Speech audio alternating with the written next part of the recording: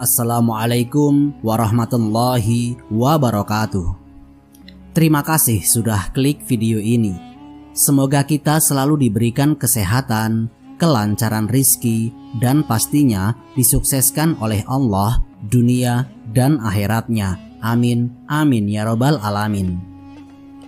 Perang Uhud telah usai, meninggalkan luka yang dalam bagi kaum muslimin.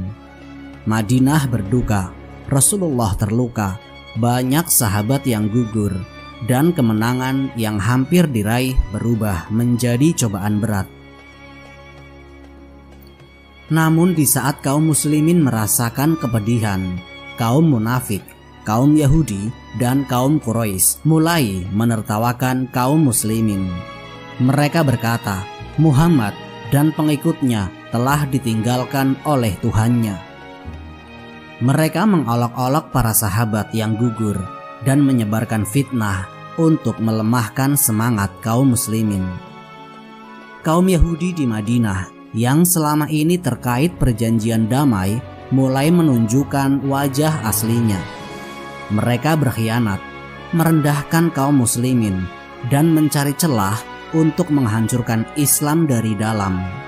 Sementara itu, kaum Quraisy yang belum puas dengan Uhud mulai merencanakan serangan berikutnya, ingin memastikan bahwa Islam tidak akan pernah bangkit kembali. Tapi, apakah Rasulullah dan para sahabatnya menyerah? Tidak. Dari kekalahan ini, mereka justru bangkit. Mereka mengambil pelajaran, memperbaiki strategi, dan semakin memperkuat iman mereka kepada Allah Subhanahu wa Ta'ala. Bagaimana Rasulullah SAW menghadapi penghinaan dari musuh-musuh Islam? Dan bagaimana beliau menyikapi pengkhianatan yang mulai muncul? Namun sebelum lanjut, dukung channel ini dengan cara klik tombol subscribe dan tekan tombol lonceng notifikasinya, supaya channel ini bisa berkembang dan bisa memberikan manfaat bagi banyak orang. Bismillah, kita mulai ceritanya.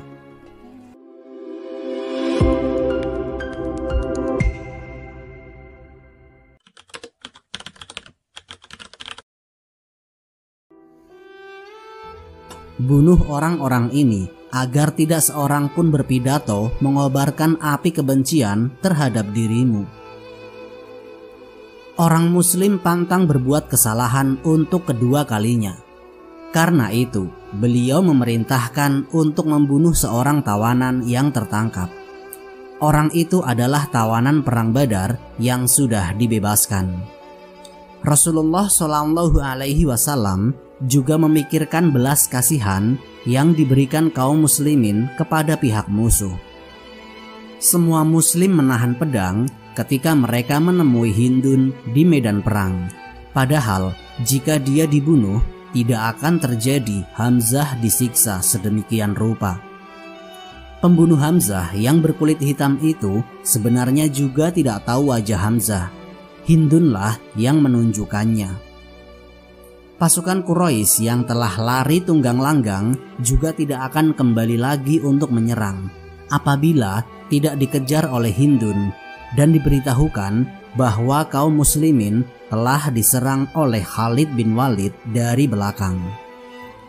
Kemudian Rasulullah SAW pergi ke masjid. Di sana beliau melihat ada tangis penyesalan pasukan panah yang telah jelas-jelas melanggar perintah Rasulullah SAW. Hati beliau amat lembut, karena itu beliau memaafkan mereka semua. Sebelum itu di sana, beliau melihat Abdullah bin Ubay tengah berpidato agar orang-orang mencintai Rasulullah SAW. Inilah gembong kaum munafik yang telah membujuk 300 orang prajurit kembali ke Mekah.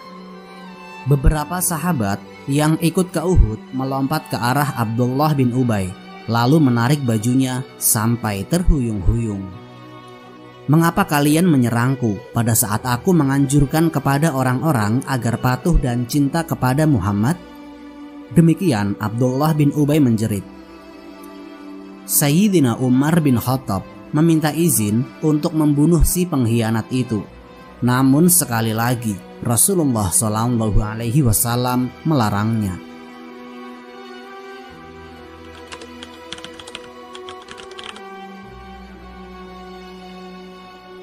Rasulullah SAW mengetahui bahwa orang-orang penyembah berhala, kaum munafik, dan orang-orang Yahudi mulai menertawakan kekalahan kaum muslimin pada perang Uhud. Muhammad bilang kalau perang Badar itu merupakan tanda kekuasaan Tuhan mereka atas kerasulannya. Maka apa pula pertanda peristiwa Uhud itu? Sesuatu harus dilakukan agar kewibawaan kaum muslimin akan kuat seperti sedia kala. Sehari setelah perang Uhud, Rasulullah SAW memerintahkan seorang muadzinnya untuk kembali mengumpulkan pasukan. Namun hanya pasukan Uhud saja yang boleh ikut. Tujuannya untuk memburu pasukan Abu Sufyan yang belum lagi tiba di Mekah. Berita keberangkatan kaum muslimin itu dengan cepat sampai ke telinga Abu Sufyan. Seketika itu juga ketakutan melanda pasukan Quraisy. Mereka mengira kaum muslimin berangkat dari Madinah dengan bantuan baru. Padahal mereka masih berada di Rauha, jauh dari Mekah. Sementara pasukan Rasulullah sudah sampai di Hamra al-Asad. Kemudian lewatlah Ma'bad al-Khuzai yang saat itu belum masuk Islam, dan ia baru saja melewati tempat pasukan Madinah berkemah. Lalu Abu Sufyan bertanya tentang keadaan pasukan muslimin. Ma'bad pun menjawab, Muhammad dan sahabat-sahabatnya sudah berangkat mau mencari kamu dalam jumlah yang belum pernah kulihat semacam itu. Orang-orang yang dulunya tidak ikut sekarang menggabungkan diri dengan dia. Mereka semua terdiri atas orang-orang yang sangat geram kepada orang-orang yang hendak membalas dendam. Kebingungan melanda Abu Sufyan. Apa yang harus saya lakukan sekarang ini? Orang Arab pasti mencemooh apabila sekarang pasukan Quraisy mundur begitu saja. Padahal baru saja mereka merebut kemenangan. Namun apabila mereka memaksakan diri kembali menghadapi kaum muslimin, Abu Sufyan yakin mereka tidak akan mampu menghadapi kemarahan musuh. Karena itu, ia melakukan sebuah siasat licik. Abu Sufyan menitipkan pesan kepada kafilah suku Abdul Qais yang sedang menuju Madinah. Kafilah itu diminta memberitahukan bahwa pasukan Quraisy akan menemui pasukan Islam di Hamra al-Asad dan akan menyerang habis-habisan. Mendengar itu, Rasulullah SAW dan para sahabatnya menunggu sampai 3 hari sambil menyalakan api unggun. Namun pada saat yang sama, orang-orang Quraisy terus pulang ke Mekah.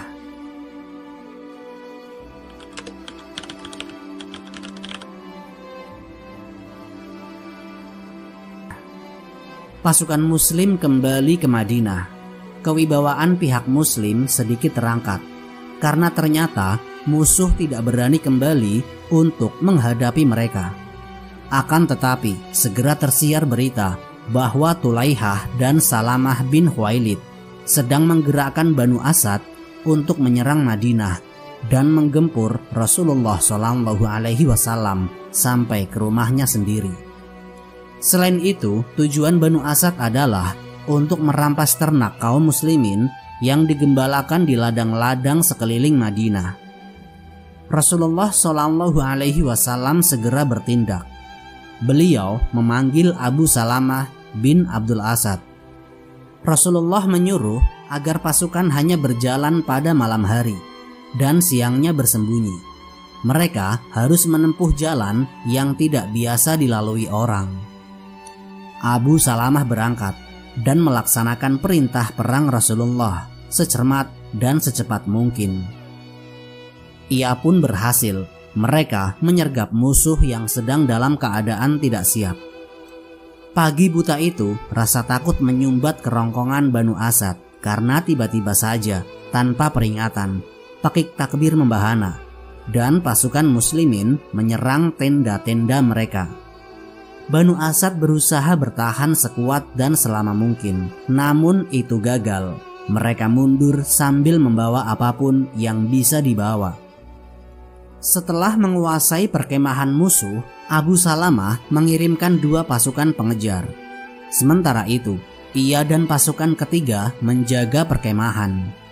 Pasukan pengejar kembali dengan membawa harta rampasan. Seperti yang sudah diatur dalam Islam, 1/5 harta rampasan itu diberikan untuk Rasulullah, orang-orang miskin, dan orang-orang yang kehabisan bekal perjalanan. Sisanya dibagikan kepada anggota pasukan. Setelah itu, mereka kembali ke Madinah dengan membawa kemenangan. Hanya saja, Abu Salamah tidak hidup lebih lama. Sesudah itu, luka-lukanya pada perang Uhud kembali ternganga dan ia syahid karenanya.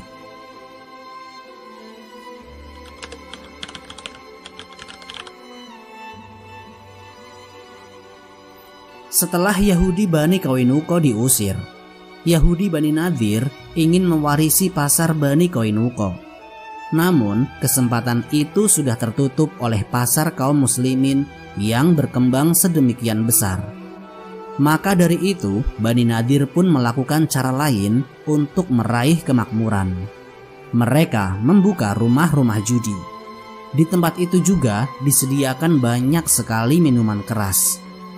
Saat itu, Rasulullah SAW belum melarang judi dan khamr. Karena itu, banyaklah para lelaki muslim yang datang ke rumah-rumah judi. Mereka banyak menghabiskan uang untuk berjudi, meminum khamr sampai mabuk. Para lelaki muslim ini masih terguncang oleh kekalahan pada perang Uhud dan lepasnya harta rampasan yang sudah mereka kumpulkan. Rasulullah SAW menyadari bahaya dari keadaan ini. Yahudi Bani Nadir berhasil memanfaatkan kekecewaan orang muslim pada perang Uhud dan mereka meraih banyak sekali keuntungan. Hampir setiap malam, rumah-rumah judi itu dipenuhi oleh orang. Keadaan ini tidak saja akan membuat muslimin kehilangan banyak uang, tetapi juga akan membuat hancur misi mereka untuk menjadi umat yang terbaik. Bisnis jelek orang Yahudi ini tidak saja akan membuat orang miskin, tapi juga menghancurkan jiwa manusia. Maka Rasulullah SAW pun menyerukan bahwa judi dan khamr dilarang. Orang-orang Bani Nadir segera mengajukan protes. Muhammad, kebijakanmu akan membuat kami bangkrut. Kalau memang demikian, izinkanlah kami berdagang dengan orang Quraisy agar produksi khamr dan peternakan babi kami tidak gulung tikar. Akan tetapi Rasulullah SAW tidak menghiraukan protes itu. Beliau tidak peduli dengan hancurnya pabrik-pabrik khamr dan peternakan babi. Semua itu tidak ada artinya dibandingkan hancurnya jiwa para sahabatnya akibat judi dan mabuk-mabukan. Yahudi Bani Nadir mengancam akan memutuskan perjanjian dan akan menjual senjata kepada orang-orang Quraisy. Rasulullah SAW tetap pada pendiriannya. Kaum muslimin sejak saat itu diharamkan berjudi dan mabuk-mabukan. Apalagi masih sangat banyak masalah yang harus dihadapi. Lebih dari 70 keluarga syuhada Uhud masih menangisi kepergian anggota keluarganya. Khamr adalah minuman yang diharamkan. Yang termasuk khamr adalah minuman keras, minuman yang memabukkan, minuman yang membahayakan, yang dibuat dari semacam buah-buahan atau lain-lainnya.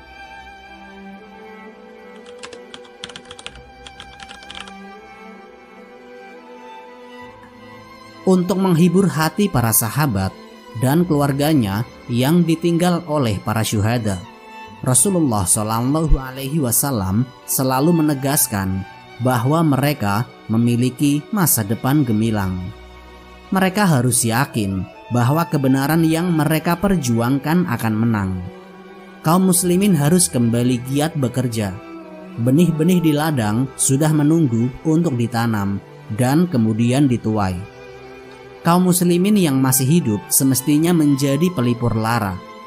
Anak-anak juga ada yang kehilangan ayah mereka. Maka dari itu Rasulullah SAW sangat menganjurkan agar para sahabatnya senantiasa menolong orang lain. Karena sesungguhnya orang yang bisa menolong nasib para janda dan orang-orang miskin laksana orang yang berjuang di jalan Allah, atau seperti orang yang mengerjakan sholat pada malam hari dan saum pada siang hari. Rasulullah SAW berhasil menemukan para sahabat yang bersedia menikahi para janda syuhada. Tetapi ada juga janda yang dengan tegas menyatakan bahwa dia tidak ingin menikah lagi. Janda itu adalah Hindun bin Umayyah, istri almarhum Abu Salamah. Usianya baru 30 tahun, cerdas, anggun, dan bijaksana. Rasulullah sudah berusaha agar Ummu Salamah mau menerima lamaran para sahabat terkemuka, baik dari Ansor maupun Muhajirin. Bahkan Umar bin Khattab dan Abu Bakar Asy-Syiddiq pun mengajukan lamaran, namun semua itu ditolak oleh Ummu Salamah. Siapakah orang yang lebih baik dari Ummu Salamah? Demikian selalu yang ia katakan. Rasulullah SAW tahu sebetulnya Ummu Salamah dan anaknya sangat memerlukan perlindungan seorang laki-laki. Hanya saja Ummu Salamah sulit melepaskan diri dari bayang-bayang Abu Salamah yang sangat dia cintai. Karena tidak ada jalan lain, Rasulullah SAW pun mengajukan diri untuk menjadi suami Ummu Salamah. Awalnya Ummu Salamah menolak. Alasannya dirinya sudah tua dan pencemburu. Namun Rasulullah SAW mengatakan bahwa beliau bahkan sudah berusia 2 kali lipat dari Ummu Salamah. Rasulullah SAW juga mendoakan agar Allah menghilangkan sifat pencemburu dari hati Ummu Salamah. Akhirnya Ummu Salamah pun bersedia menjadi istri Rasulullah, menjadi ibu bagi seluruh kaum muslimin. Demikianlah dengan terjun memberi contoh, akhirnya Rasulullah SAW membuat banyak janda miskin dan anak yatim tertolong dan terlindungi masa depannya.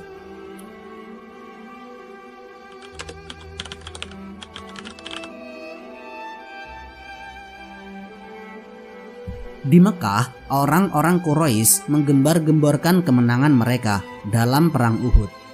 Mereka menyuruh para penyair mengumandangkan kemenangan itu, sekaligus mengejek Rasulullah dan kaum muslimin.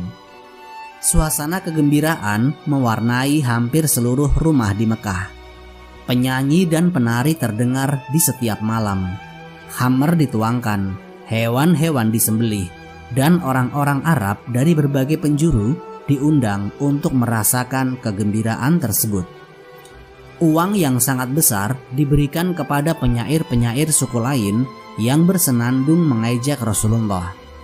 Para penyair itu juga membakar semangat orang untuk mengerahkan seluruh kekuatan untuk menghadapi kaum muslimin setahun yang akan datang. Semua ini bergema di seluruh pelosok jazirah. Beberapa suku yang tadinya takut kepada kaum muslimin kini mulai berani mengangkat wajah. Getaran semangat ini juga dirasakan oleh kaum Yahudi di Madinah. Oleh sebab itu, timbullah keberanian mereka untuk meremehkan Rasulullah, terutama di kalangan Yahudi Bani Nadir. Sejak Rasulullah melarang pengikutnya untuk pergi ke rumah-rumah judi, kemarahan Bani Nadir semakin memuncak. Puncaknya, salah seorang hartawan Bani Nadir telah melarang kaum muslimin mengambil air dari sumur yang dimilikinya. Kaum muslimin tersentak dengan perlakuan ini. Kini, harga segelas air lebih mahal dari sebotol khamr. Maka Rasulullah SAW menganjurkan kepada para sahabatnya yang berharta untuk membeli sumur tersebut. Utsman bin Affan lah yang pertama kali menyambut seruan ini. Namun orang Yahudi itu menolak menjual lebih dari setengah sumurnya. Utsman menaikkan tawaran harga sebuah sumur itu 3 kali lipat harga sumur biasa. Begitu orang Yahudi itu mengizinkan, Utsman bin Affan segera menghibahkan separuh sumur ini kepada kaum muslimin. Semua orang boleh mengambil air untuk diri sendiri maupun ternak tanpa harus membayar. Rasulullah SAW amat bahagia dengan tindakan Utsman bin Affan ini, sehingga beliau berucap, sesudah ini tidak ada bahaya apapun bagi Utsman untuk setiap hal yang dilakukannya. Tindakan Utsman bin Affan merupakan buah dari rasa persaudaraan yang tulus. Persaudaraan seperti ini akan melahirkan muslim yang saling mengutamakan, saling menyayangi dan memaafkan, saling membantu dan saling melengkapi antara yang satu dengan lainnya. Namun, suku-suku yang membenci kaum muslimin pun mulai berulah dengan berbagai siasat kejam dan licik.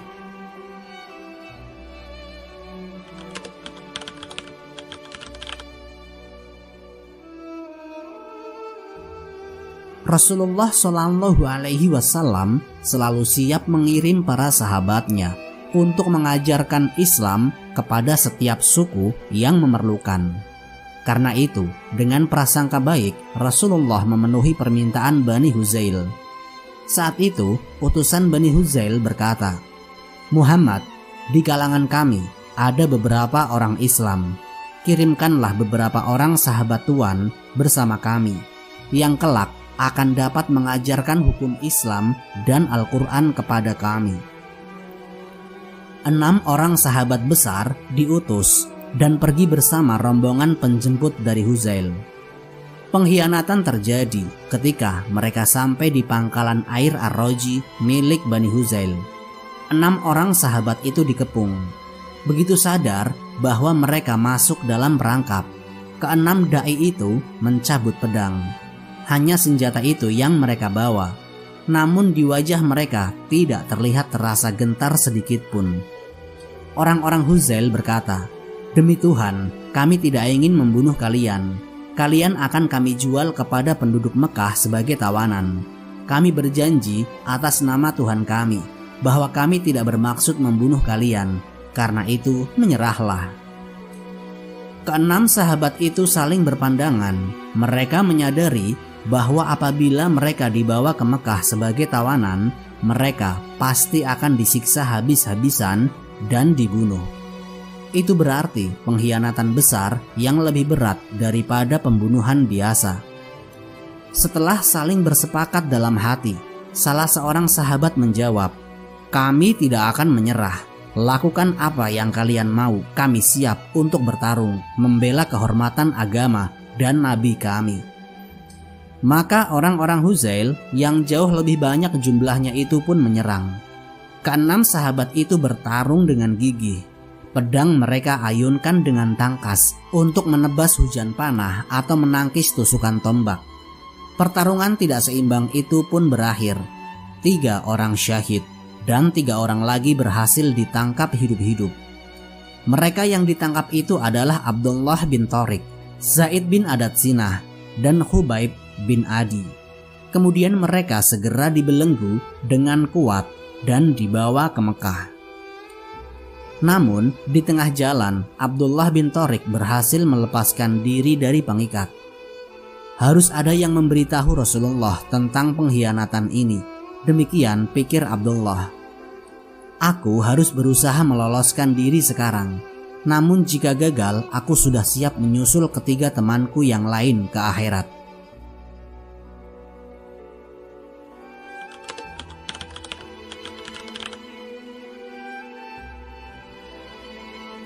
Abdullah bin Thariq menyerang seorang pengawal dan berhasil merebut pedangnya. Dengan pedang itu, ia berusaha merebut seekor kuda. Namun orang-orang Huzail segera pulih dari rasa terkejutnya. mereka mengambil batu dan melempari Abdullah dari belakang. Batu-batu besar kepalan tangan menghantam tubuh dan kepala sahabat mulia itu. Abdullah jatuh bersimpah darah dan gugur dalam keadaan yang sangat diimpikan oleh setiap kaum muslimin, syahid membela agama Islam. Kedua tawanan yang lain terus dibawa ke Mekah dan dijual. Zaid bin Adad-Sinah dijual kepada Safwan bin Umayyah. Aku akan membunuhnya sebagai balasan terbunuhnya ayahku di tangan mereka, geram Safwan dengan mata menyala-nyala. Ayah Safwan, Umayyah bin Khalaf, dibunuh Bilal bin Rabah dalam perang Badar. Nastas panggil Safwan keras-keras, seorang budak berbadan tegap datang. Siksa dan bunuh orang ini. Perintah Safwan kepada Nastas. Bawa dia ke tempat di mana semua orang bisa melihatnya, ujar Safwan. Zaid pun diseret-seret melalui jalan-jalan di Mekah.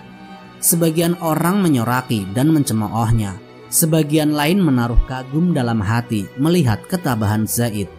Tidak terlihat sedikit pun rasa takut di wajah Zaid. Di tengah siksaan itu, Zaid tetap tampak berwibawa dan teguh seperti bukit cadas. Di tempat Zaid akan dibunuh, Abu Sufyan datang mendekat. Zaid, orang segagah engkau tidak pantas mati begini, ujar Abu Sufyan. Bersediakah engkau memberikan tempatmu itu pada Muhammad? Dialah yang harus dipenggal lehernya, sedang kau dapat kembali kepada keluargamu. Zaid menatap Abu Sufyan seakan heran dengan pertanyaan itu. Tidak, jawab Zaid. Seandainya Rasulullah di tempatnya sekarang ini akan menderita karena tertusuk duri sekalipun, sedang aku ada di tempat keluargaku, aku tidak akan rela. Abu Sufyan terpana sambil menggeleng kagum. Ia berkata, belum pernah aku melihat seorang begitu mencintai sahabatnya sedemikian rupa, seperti sahabat-sahabat Muhammad mencintai Muhammad. Zaid pun akhirnya dipenggal. Ia gugur sebagai syahid yang memegang teguh amanat Rasulullah SAW. Diriwayatkan oleh Tabrani dari Ibnu Abbas, Rasulullah SAW bersabda, sekuat-kuat ikatan iman adalah persaudaraan karena Allah, cinta karena Allah, dan membenci karena Allah.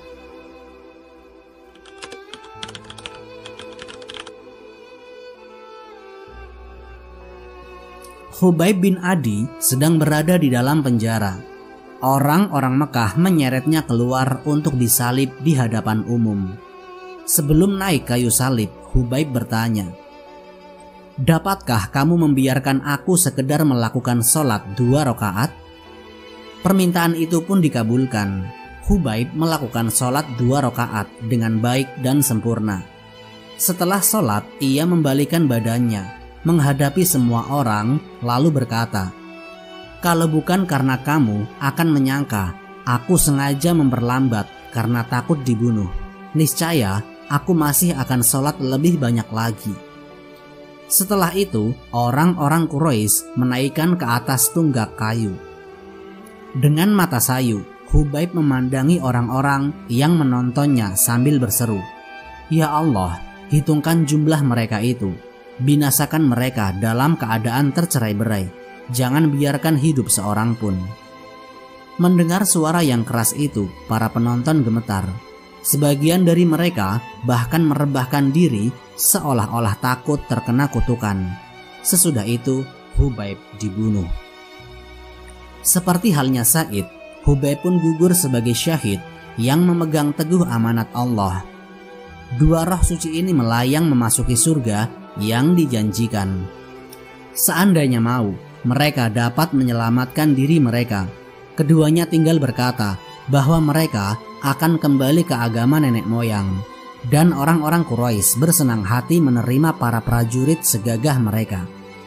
Namun keyakinan keduanya kepada Allah Subhanahu wa Ta'ala dan hari kemudian sudah sedemikian tinggi. Keimanan mereka sudah sekokoh karang dan tidak bisa lagi dikikis oleh siksaan atau tawaran harta duniawi.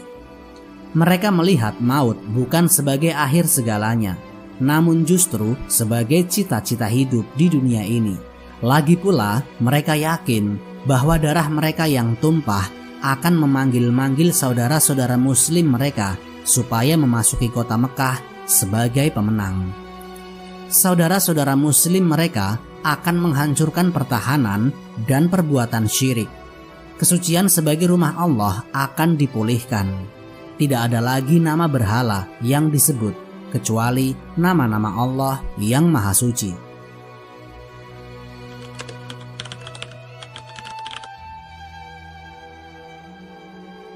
Rasa duka menyelimuti Madinah. Awan tampak bergumpal-gumpal. Mendung di hati Rasulullah dan kaum muslimin membuahkan air mata duka yang membasahi pipi. Penyair Rasulullah, Hasan bin Sabit, membacakan syair-syair duka untuk mengenang kepergian 6 orang syuhada itu. Beban di benak Rasulullah terus bertambah berat. Beliau khawatir kejadian seperti itu akan terulang kembali. Orang-orang Arab yang masih membenci kaum muslimin akan terdorong melakukan hal serupa di kemudian hari. Tiba-tiba datanglah Abu Bara Amir bin Malik, seorang pemuka masyarakat di daerah Najd. Rasulullah pun menawarkan kepadanya agar ia mau memeluk agama yang mulia ini. Namun Abu Bara menolaknya. Meskipun demikian, Abu Bara tidak menunjukkan sikap yang memusuhi Islam. Ia bahkan berkata, "Muhammad, saya mempersilahkan engkau mengutus sahabat-sahabatmu ke Najd dan mengajak mereka itu mau menerima ajaranmu. Saya berharap banyak orang yang akan memeluk Islam." Ini adalah sebuah peluang besar. Namun Rasulullah SAW masih khawatir. Beliau takut akan terjadi pengkhianatan lagi terhadap para sahabatnya. Beliau tidak bisa segera menjawab permintaan Abu Bara. Melihat keraguan di wajah Rasulullah, Abu Bara pun mengerti. "Saya menjamin mereka," tegas Abu Bara. "Kirimkanlah utusan ke sana untuk mengajak mereka menerima ajaranmu." Rasulullah SAW melihat kejujuran di mata Abu Bara. Beliau juga tahu bahwa Abu Bara adalah orang yang dapat dipercaya. Dia adalah orang yang ditaati masyarakatnya. Setiap kata-katanya akan dituruti orang-orang Najd. Siapapun yang sudah pernah diberikan perlindungan oleh Abu Bara tidak pernah diganggu oleh orang lain. Berdasarkan pertimbangan ini dan peluang besar berkembangnya Islam di Jazirah Arab, Rasulullah SAW memanggil Al-Mundhir bin Amr dari Bani Sa'idah. Beliau menugasi Al-Mundhir memimpin 70 orang muslim pilihan untuk menyebarkan ajaran Islam di Najd. Rombongan dai itu pun berangkat dengan penuh harap akan datangnya kebaikan. Apakah benar mereka akan diterima dengan baik atau sebaliknya malah dikhianati?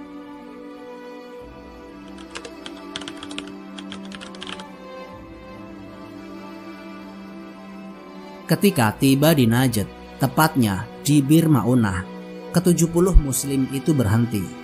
Daerah itu terletak antara wilayah Bani Amir dan Bani Sulaim. Al-Mundhir mengutus Haram bin Milhan menemui Amir bin At-Tufail, pemimpin Bani Sulaim. Haram ditugasi menyampaikan surat Rasulullah kepada pemimpin-pemimpin Najd. Namun Amir bin At-Tufail sama sekali tidak membaca surat Rasulullah itu. Ia bahkan memerintahkan agar Haram bin Milhan dibunuh. Setelah itu, Amir meminta bantuan Bani Amir untuk membunuh kaum muslimin yang lain. Bani Amir menolak karena mereka adalah suku Abu Bara. Mereka tidak ingin melanggar perlindungan yang sudah diberikan pemimpin mereka sendiri. Amir bin At-Tufail cepat berpaling ke suku-suku Najd yang lain. Beberapa suku menyatakan dukungan atas pengkhianatan Amir. Dengan cepat mereka berkumpul dan berangkat mengepung sahabat-sahabat Rasulullah di Bir Ma'unah. Mulai curiga karena Haram bin Milhan tidak kunjung kembali. kaum muslimin di Bir Ma'unah mulai meningkatkan kewaspadaannya. Namun segala tindakan untuk menarik diri dari tempat itu sudah terlambat, karena dari segala penjuru prajurit Najd muncul mengepung. Segera saja kaum muslimin mencabut pedang dan siap bertarung. Pertempuran tidak seimbang segera pecah. Para dai itu bertempur mati-matian tanpa sedikit pun niat untuk menyerah. Al-Mundhir yang saat itu tengah menengok ternak yang menjadi perbekalan mereka, berlari dan terjun ke pertempuran. Hampir seluruh sahabat Rasulullah di Bir Ma'unah gugur kecuali 2 orang. Ka'ab bin Sa'id disangka telah mati. Namun begitu pasukan Najd pulang, Ka'ab bangun dan pulang ke Madinah dengan tubuh dipenuhi luka. 1 orang lagi yang bernama Amir bin Umayyah. Di tengah perjalanan pulang ke Madinah, Amir bin Umayyah bertemu 2 orang yang mencurigakan. Dikiranya kedua orang itu termasuk pasukan yang menyergap dan membunuh para sahabatnya. Pada tengah malam, Amir menyerang dan berhasil membunuh kedua orang itu. Sampai di Madinah, Amir mengakui semuanya, termasuk 2 orang yang dia bunuh. Namun, kedua orang itu ternyata bukanlah musuh. Mereka justru termasuk suku Bani Amir yang telah terikat perjanjian jiwa atau bertetangga baik dengan kaum muslimin.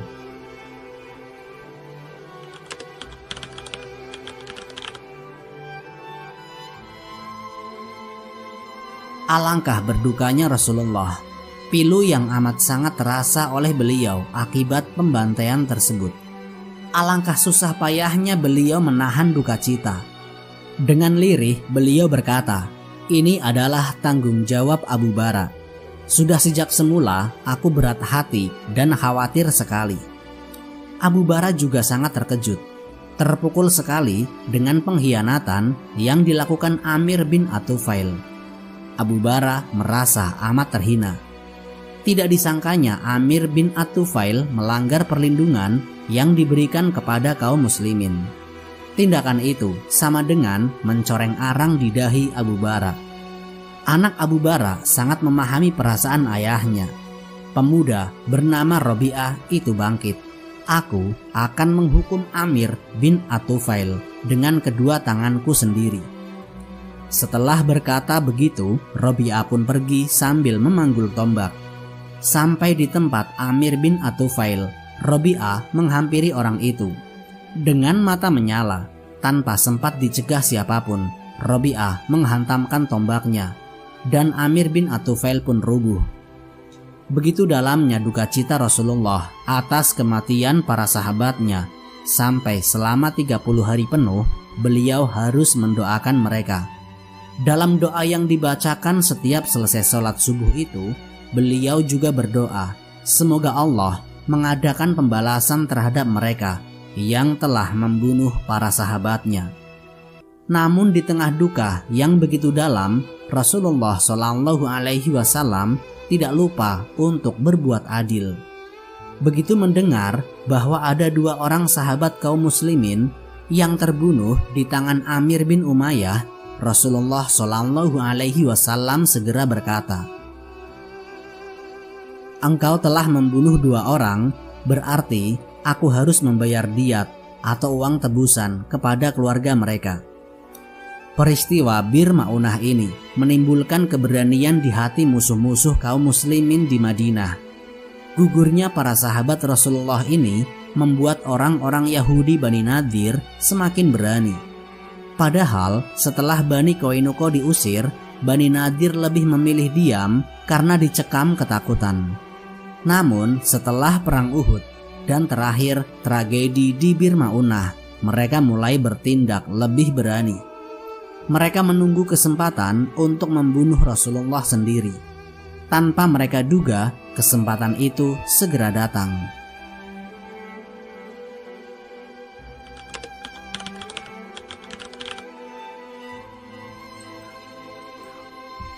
Sesuai dengan perjanjian antara kaum muslimin dan orang Yahudi, Bani Nadir diharuskan ikut membayar diat yang harus dibayarkan kaum muslimin kepada keluarga orang yang terbunuh dari Bani Amir. Karena itulah Rasulullah datang ke tempat Bani Nadir di Quba. Beliau disertai 10 sahabat terkemuka, di antaranya adalah Abu Bakar, Umar bin Khattab, dan Ali bin Abi Thalib. Setelah sholat berjamaah di Masjid Quba, Rasulullah dan rombongannya memasuki perkampungan Bani Nadir. Setelah mengetahui maksud kedatangan beliau, orang-orang Bani Nadir menunjukkan wajah yang manis. "Kami akan membantumu Muhammad.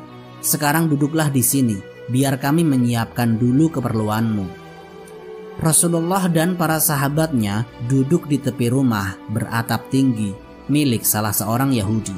Sementara itu, orang-orang Bani Nadir tidak menyiapkan uang untuk membantu membayar diat, melainkan malah berkasakusuk perihal rencana jahat mereka.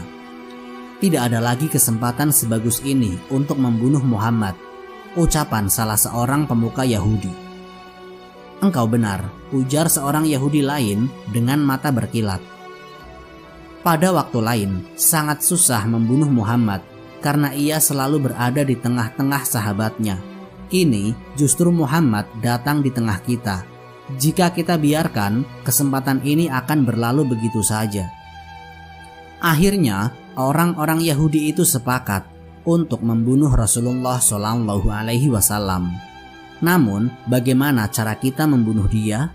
tanya seorang kebingungan. Semua terdiam sejenak. Lalu, seseorang yang berwajah licik berjalan mengambil batu penggilingan yang besar dan berat sambil berkata, "Siapakah di antara kalian yang mau mengambil batu penggilingan ini, lalu naik ke atap rumah dan menjatuhkannya ke kepala Muhammad sampai remuk?" Majulah seseorang yang paling jahat di antara mereka, yaitu Amir bin Jahsi. "Aku." "Jangan lakukan itu," cegah Salam bin Miksam. Rupanya ia salah satu orang yang berpikiran jernih di tempat itu. "Demi Allah, Allah pasti memberitahu Muhammad tentang rencana kita. Sesungguhnya perbuatan itu merupakan pelanggaran terhadap perjanjian antara kita dan dia." Namun yang lain tidak peduli. Mereka tetap menjalankan rencana jahat itu.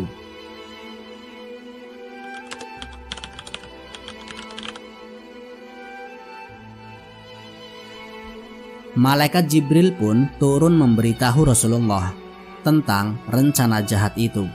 Seketika itu juga beliau bangkit dan pergi dengan cepat, seolah-olah ada sesuatu keperluan. Para sahabat yang menyertai beliau sama sekali tidak diberitahu apa-apa. Karena itu mereka menunggu Rasulullah kembali. Kini giliran orang-orang Yahudi yang kebingungan. Mendadak saja rencana mereka gagal. Karena itu mereka bermanis-manis wajah kepada para sahabat yang menunggu untuk menghilangkan kesan buruk. Setelah cukup lama menunggu, Rasulullah tidak kembali.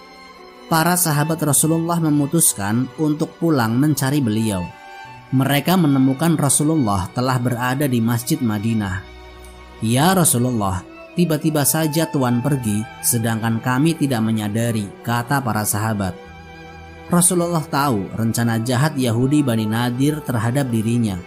Beliau pun memanggil Muhammad bin Maslamah untuk menyampaikan pesan beliau kepada Bani Nadir. Muhammad bin Maslamah berkata di hadapan orang-orang Yahudi, "Tinggalkan Madinah dan jangan hidup bertetangga denganku. Ku beri waktu 10 hari. Siapa saja yang masih kutemui setelah itu akan kupenggal lehernya." Bani Nadir pun tercekam rasa takut dan bingung. Tidak ada pilihan lain bagi mereka selain menyiapkan diri untuk pergi. Mereka mulai mengemas barang-barang ke atas unta-unta mereka. Ketika Abdullah bin Ubay datang, gembong orang-orang munafik itu berkata, "Kuatkan hati kalian, bertahanlah dan jangan tinggalkan rumah kalian. Aku mempunyai 2000 orang yang siap bergabung di benteng kalian. Mereka siap mati demi membela kalian. Jika kalian diusir, kami juga akan pergi bersama kalian. Dan sekali-kali kami tidak akan patuh kepada seseorang untuk menyusahkan kalian. Jika kalian diperangi, pasti kami akan membantu kalian. Orang-orang Bani Quraidah dan suku kalian dari Ghatafan tentu juga akan mengeluarkan bantuan kepada kalian." Mendengar ini, orang-orang Bani Nadir pun mengurungkan niatnya untuk pergi. Rasa percaya diri mereka bangkit dan mereka pun siap bertempur.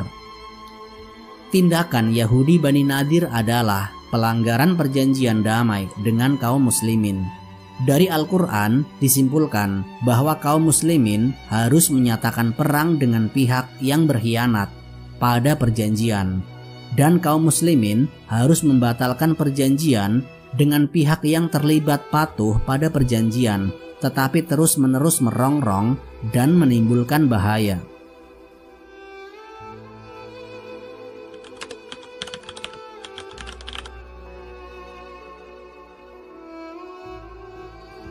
Huyai bin Akhtab, pemimpin Bani Nadir, mengirimkan utusan kepada Rasulullah untuk mengatakan, "Kami tidak akan keluar dari tempat tinggal kami, berbuatlah menurut kehendakmu." Rasulullah dan para sahabatnya bertakbir dan berangkat ke perkampungan Bani Nadir. Bendera pasukan diserahkan kepada Ali bin Abi Thalib, sedangkan pemerintahan Madinah dipercayakan kepada Ibnu Ummi Maktum. 12 malam lamanya pasukan muslim mengepung dan bertempur. Orang-orang Bani Nadir bertempuh dengan gigih dari rumah ke rumah. Setiap kali sebuah rumah sudah tidak bisa dipertahankan, mereka robohkan rumah itu dan mundur ke rumah berikutnya. Namun bantuan yang dijanjikan Abdullah bin Ubay tidak juga tiba. Untuk lebih menekan lawan, Rasulullah SAW memerintahkan agar para sahabat menebangi dan membakar kebun-kebun kurma Bani Nadir. Orang-orang Bani Nadir memprotes keras. "Muhammad, Tuan larang orang berbuat kerusakan. Tuan cela orang yang berbuat begitu, akan tetapi mengapa pohon-pohon kurma kami ditebangi dan dibakar?" Kemudian turunlah firman Allah Subhanahu wa Ta'ala untuk menjawab kata-kata Yahudi itu. "Apa saja yang kamu tebang dari pohon kurma milik orang-orang kafir atau yang kamu biarkan tumbuh berdiri di atas pokoknya, maka semua itu adalah dengan izin Allah, dan karena Dia hendak memberikan kehinaan kepada orang-orang fasik." Quran Surat Al-Hasr ayat 5. Setelah itu, pertempuran tidak berlangsung lebih lama. Semangat orang-orang Yahudi pun luruh, berserakan seperti dedaunan kering. Mereka pun membuat pernyataan menyerah. "Muhammad, kami siap pergi dari Madinah." Rasulullah SAW memberi mereka kesempatan untuk pergi dengan membawa segala harta yang dapat dimuat ke atas seekor unta. Sisanya disita kaum muslimin, termasuk senjata dan perlengkapan perang sebanyak 50 baju besi dan 340 bilah pedang, menjadi milik kaum muslimin. Hanya 2 orang Yahudi yang memilih masuk Islam, Yamim bin Ahmad dan Abu Sa'ad bin Wahab. Harta kedua orang ini dikembalikan kepada mereka. Perang Bani Nadir ini terjadi pada bulan Rabiul Awal tahun 4 Hijriah atau Agustus 625 Masehi. Setelah terusir, Bani Nadir pindah ke Khaybar. Dari sana, mereka meneruskan tindakan memusuhi kaum muslimin dengan gigih. Merekalah yang kemudian menghasut dan mendorong Quraisy mengerahkan pasukan yang sangat besar untuk menyerang Madinah.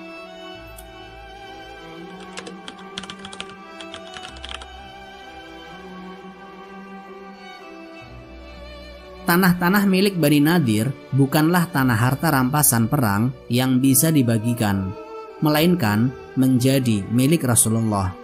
Pembagian tanah itu diserahkan sepenuhnya kepada Rasulullah. Setelah menyisihkan hak kaum fakir dan miskin, beliau membagi-bagikan tanah itu untuk kaum muhajirin yang hidup menumpang dan tidak mempunyai tanah garapan. Dengan demikian, kaum muhajirin kini bisa mandiri tanpa harus lagi menggantungkan bantuan kepada kaum Ansor. Hanya ada 2 orang Ansor yang mendapat pembagian tanah ini, yaitu Abu Dujanah dan Sahal bin Hunayf. Mereka memang sudah terdaftar sebagai orang-orang miskin. Sampai sebelum Bani Nadir terusir, sekretaris Rasulullah Shallallahu Alaihi Wasallam adalah seorang Yahudi. Pengangkatan orang Yahudi ini bertujuan untuk memudahkan penulisan dan pengiriman surat dalam bahasa Ibrani dan Assyria.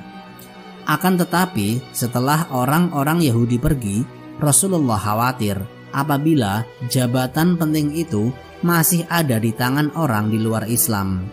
Karena itulah, beliau memilih Sa'id bin Sabit, seorang pemuda cerdas, untuk menjadi sekretaris beliau. Rasulullah Shallallahu Alaihi Wasallam menugasi Sa'id bin Sabit untuk mempelajari kedua bahasa tersebut. Di kemudian hari, Sa'id bin Sabit inilah yang mengumpulkan Al-Quran pada masa Khalifah Abu Bakar, dan dia pula yang kembali mengawasi pengumpulan Al-Quran pada masa Khalifah Utsman bin Affan. Demikianlah akhir dari episode ke-18 Sirah Nabawiyah kita kali ini. Semoga kisah yang telah kita bahas dapat memberikan hikmah dan inspirasi bagi kita semua dalam meneladani kehidupan Rasulullah Shallallahu Alaihi Wasallam.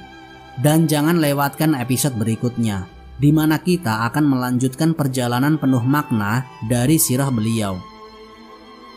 Jika ada kesalahan dalam penyampaian atau kekurangan dalam penyajian, mohon dibukakan pintu maaf yang sebesar-besarnya.